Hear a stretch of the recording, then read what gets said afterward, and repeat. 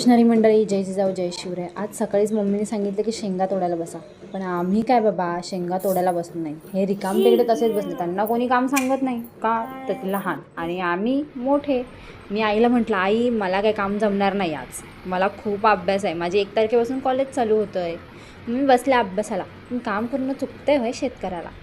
काय अभ्यास झाला चाललो आम्ही टमाट्याच्या वावरात. हे बघा, हे आमचं टमाट्याचं वावरात कसलं भारी आहे ना. आणि हे आपले मस्त कलंबी आंबे. सीझन म्हटलं की कलंबी आंब्यांचा नुसतं भरभराट होतो. आंबे खाऊन खाऊन भले तोंडावर फोड्या आला तरी चालतील, पण आंबे खायचं काय सोडायचं नाही. आणि हो, तुम्ही जर आपल्या चॅनलवर नवीन असाल तर नक्की सबस्क्राईब करा, शेअर करा आणि लाईक करा. आणि तुम्हाला चॅनल आवडला असेल, व्हिडिओ आवडला असेल तर नक्की कमेंट करा. शेतकऱ्याला मदत करावी. हो, हे बघा इथं आम्ही टमाटे तोडायला, हे बघा कसं बसले. हे बघा टमाटे तर खाली बसून तोडायला लागलेत. यांचे असे कामं, आपल्या शेतकऱ्याचं काम म्हटलं तर एकदम चोख काम असतं, आहे की नाही. जर शेतकरी असेल तर नक्कीच त्यांना ह्या भावना कळत असतील.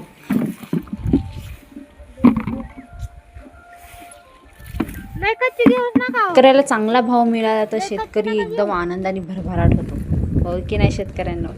मग काय, हे बघा आमच्या वहिनी पण आला इथं टमाटे तोडायला. वहिनीने पटापट 2 सारे निपटवून टाकले बाबा, आमचं काम हलके केलं डोक्यावरचं. मग काय, आता इकडचे टमाटे झाले गोळा करून, चाललो आम्ही दुसरीकडे टमाटे गोळा करायला. दुसरीकडचे टमाटे झाले, आता ही काय मला बादली उचला ना, आता काय करावं. म्हणून आपलं टेकत चालली बादली उचलून. झालं बादली उचलून, बादली पण खाली केली. हे बघा बिनकामाचं लुडबुड, काम ना धंदा, नुसतं इकडं तिकडं पळत आहे. एकदाचे टमाटे झाले तोडून. आता चला आम्ही चाललो घरच्या रस्त्याकडं. मग काय, घरी गेला लगेच बसलो गाईचं दूध काढायला. दूध नक्की भेटूया आपण आता पुढच्या ब्लॉगमध्ये.